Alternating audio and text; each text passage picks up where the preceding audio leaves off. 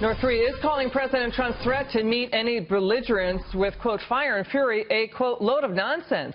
The president just doubled down today, saying his fury threat, quote, was not tough enough.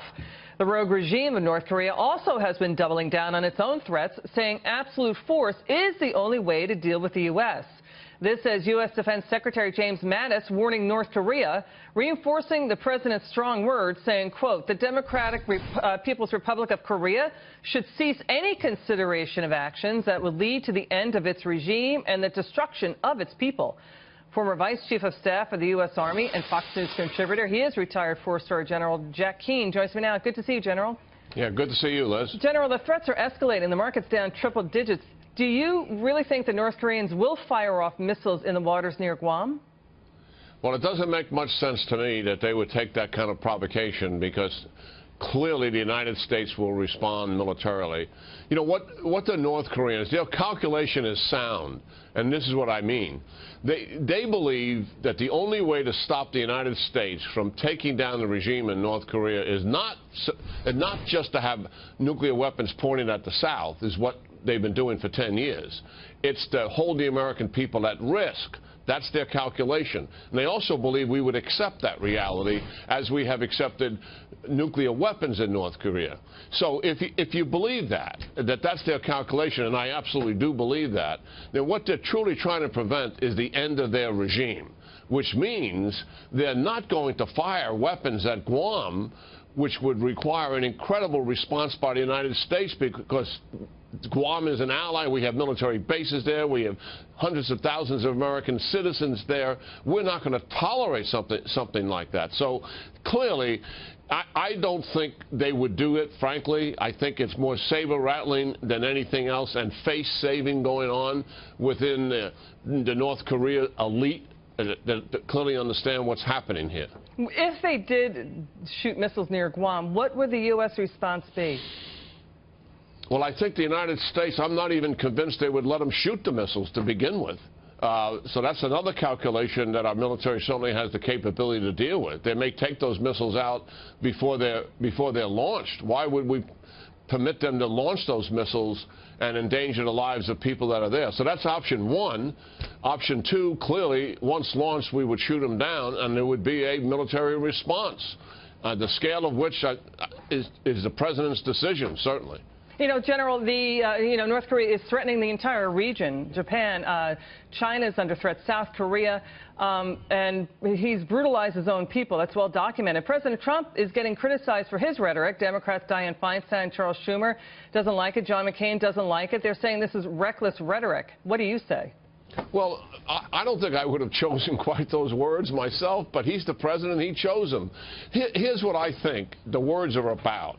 The words are simply about that he wants China and the North Korean leadership to clearly understand that the policy of appeasement and accommodation that his predecessor exercised with North Korea, with Iran, with Syria is over.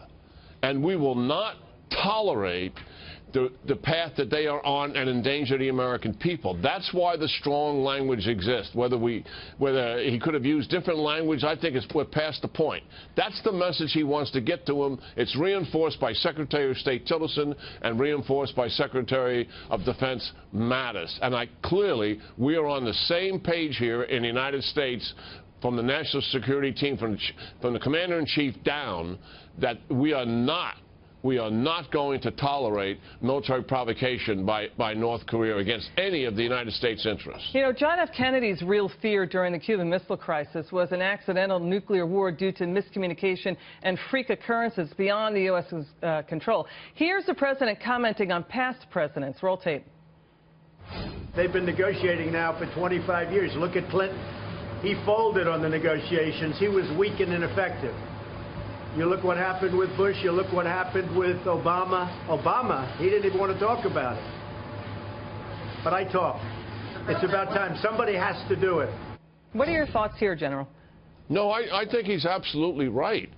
We've had 25 years of coddling the North Koreans because of their bellicose language, because of their intensity. And now what we have is a president that, one, is not going to tolerate it, and he is trying to communicate and get inside their head that I'm serious here. Is there a chance for any miscommunication? Is there a chance for any miscommunication or something that happens beyond the U.S.'s control as this heated rhetoric continues? Well, certainly there's always that possibility. But when you go back to the premise of the North Koreans themselves and why do they want nuclear weapons and why do they want ICBMs, it's to preserve the regime. If they're going to take military action that would guarantee the destruction of the regime, that makes no sense. Now, would they do that? I doubt it, seriously, because while the language coming out of North Korea is bombastic, it's bellicose, etc., their strategy is very rational from their national interest perspective. Yeah. You know, the president also responding to a question about a possible preemptive strike on North Korea. Let's take a listen. Mr. President, is one of the options being considered a preemptive strike? We don't talk about that. I never do.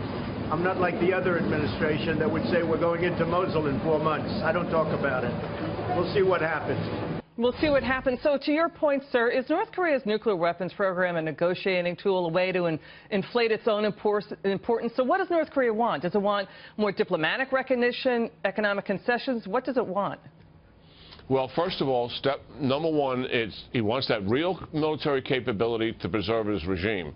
Number two, he wants to separate the United States from South Korea, and China plays at this as well, so that eventually the U.S. troops go home from South Korea. And number three, North Korea and China would clearly like to unite that peninsula, not under the rule of South Korea, but under the rule of North Korea. Now, that is a stretch to be sure, but nonetheless, those are their goals.